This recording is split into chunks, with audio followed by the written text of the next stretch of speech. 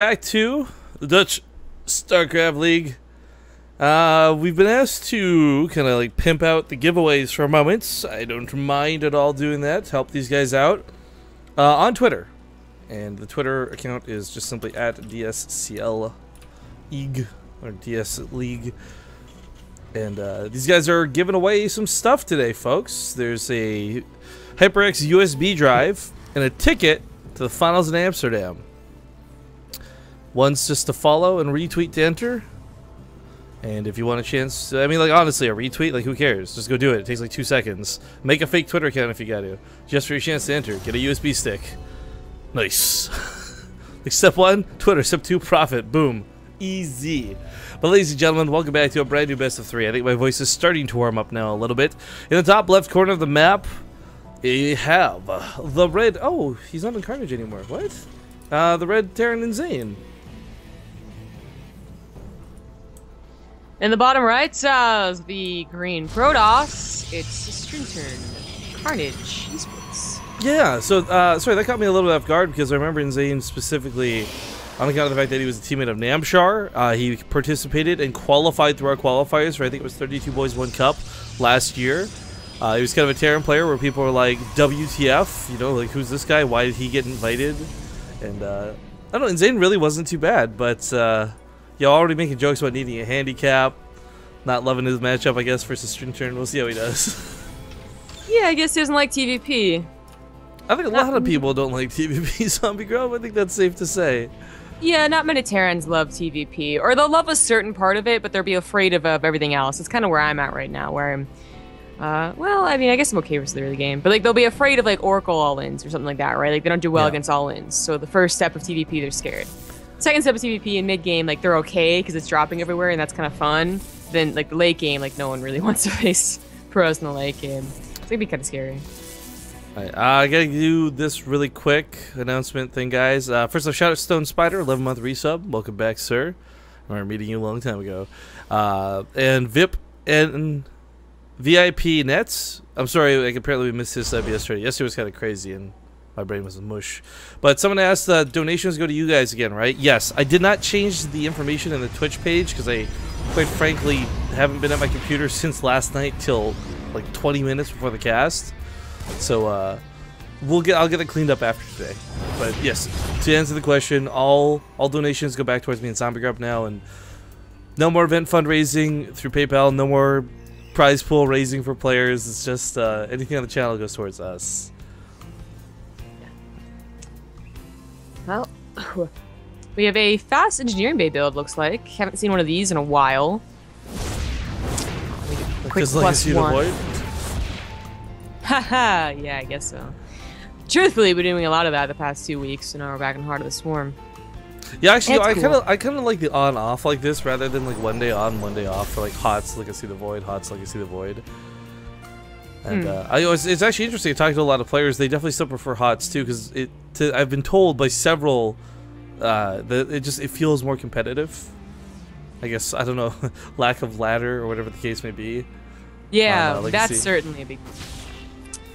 Well, I think it's also just more so too, but more so that most Heart of the Swarm games will go for like the Widowmine drop. So it's like.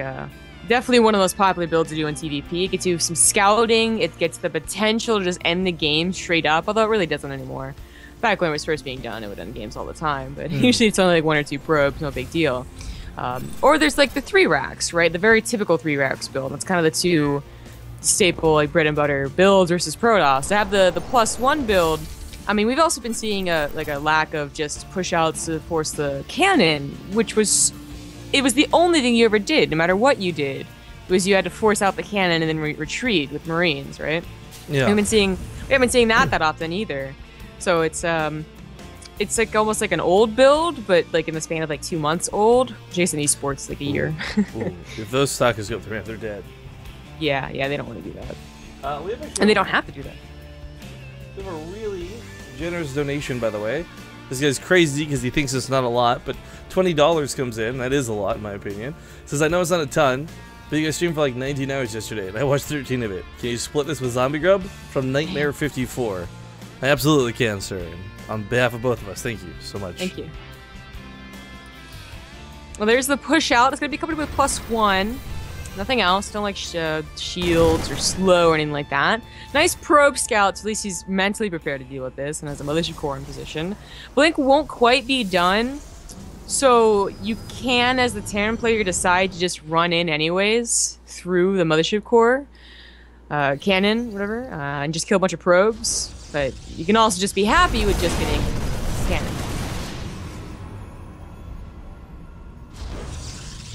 Well, I mean, it's such a sad way to phrase the consolation prize like that, but I mean, if there's no cannons, your drops become much more effective later, so photon overcharges being popped are pretty darn good.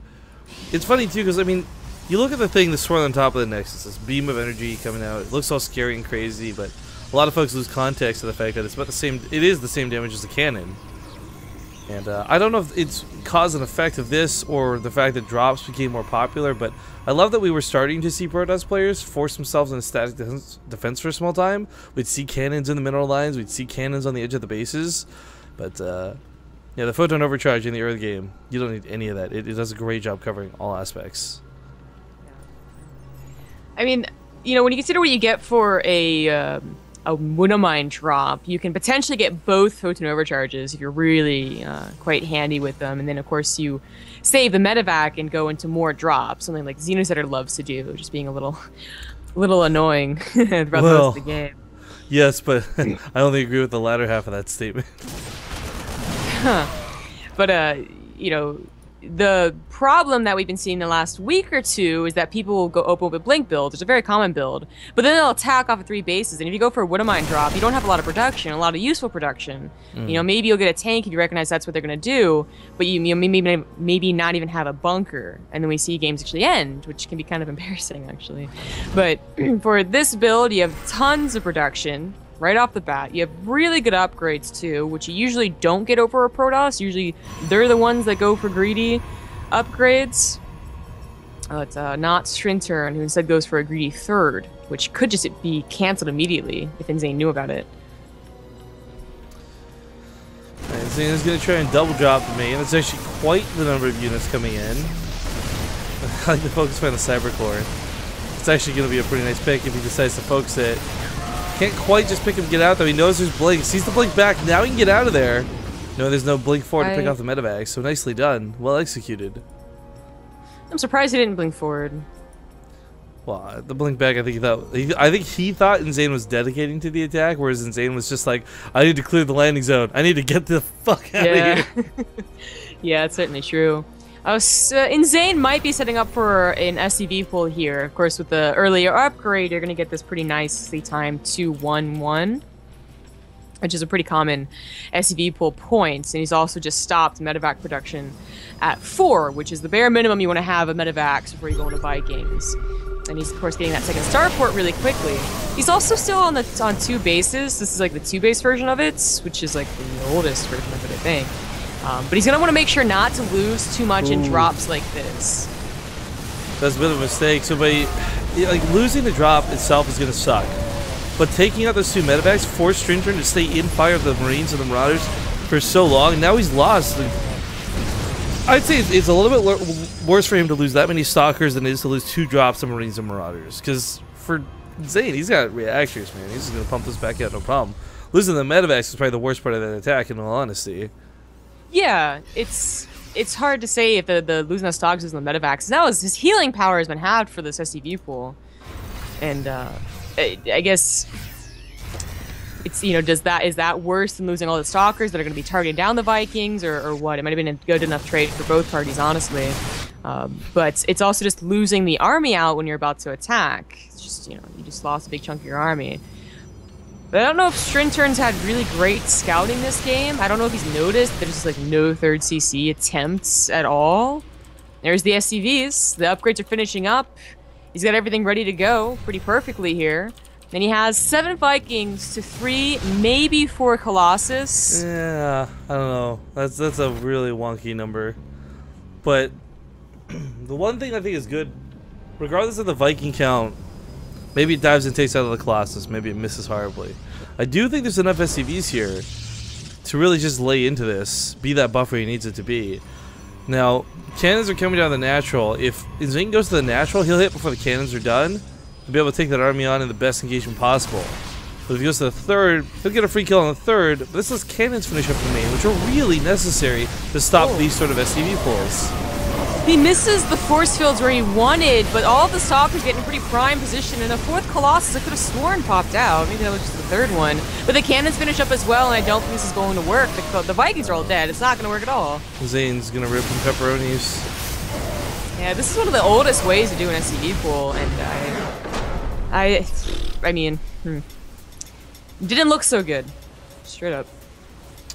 No, poor Inzane sadly did not do